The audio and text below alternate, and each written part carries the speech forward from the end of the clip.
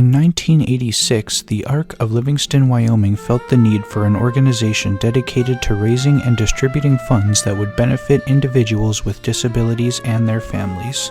The Genesee Valley Foundations for the Future was formed as a fundraising arm of the ARC and did pretty much what we're doing now, except on a much smaller scale. In 2007, we changed the name from Genesee Valley Foundations for the Future to the ARC Foundation of Livingston, Wyoming, and dramatically expanded the focus and the efforts of the agency in raising funds. Well, there were a group of us that were on the board of directors of the ARC itself, and one of our concerns always was that there were certain elements that we couldn't get program funding for or support funding for our parents and even for the individuals in our programs. And so one avenue of doing that was to have a foundation, and so that was really sort of the driving force for us to set up the foundation. With the creation of the ARC Foundation, organized fundraising for the benefit of consumers began in earnest.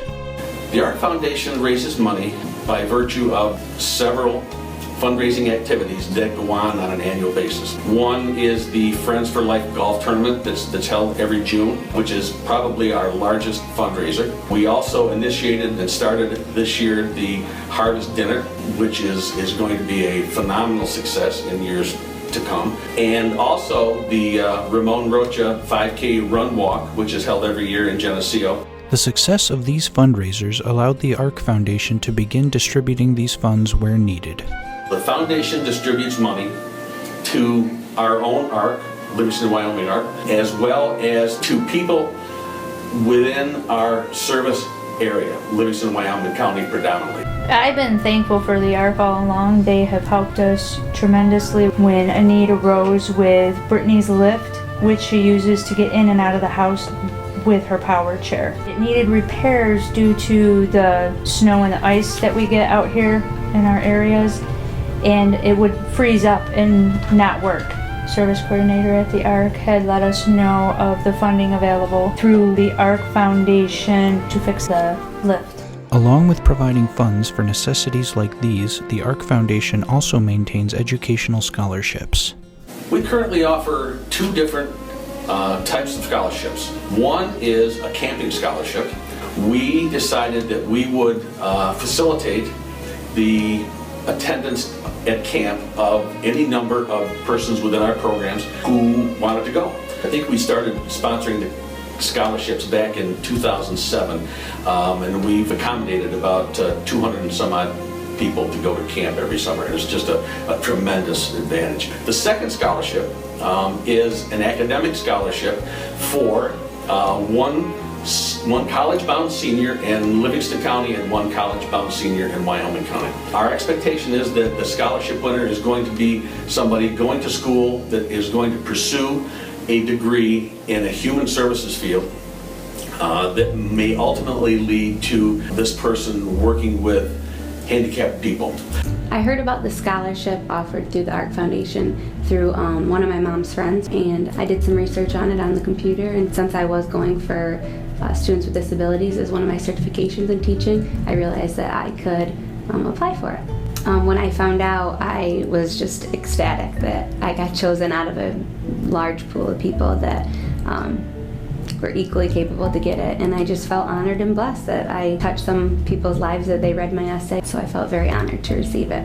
The ARC Foundation receives funding requests for a wide variety of reasons, including the purchase of adaptive equipment to aid in personal growth for consumers. The funding requests primarily come through a form that is submitted to the agency, who reviews it and determines whether or not it's a legitimate request. For example, we did purchase an iPad for a speech pathologist within our agency who had a plan and a program to improve and to deal with the communication issues of autistic persons.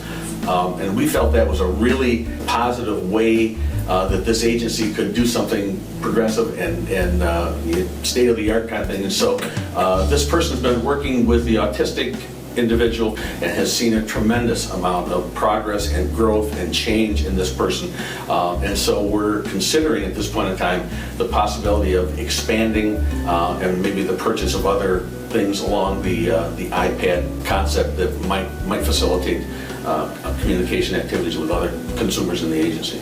There are no funding requests too large or too small. The Foundation's main concern is enhancing the quality of life for consumers and their families. The largest request that we have granted was $100,000 to the Kid Start program for the Capital Fund campaign. That was a benefit to a significant number of kids that are participating in the Kid Start program. Unfortunately, lots of grant requests don't coincide with our meetings, and so there are certain grant requests that constitute an emergency.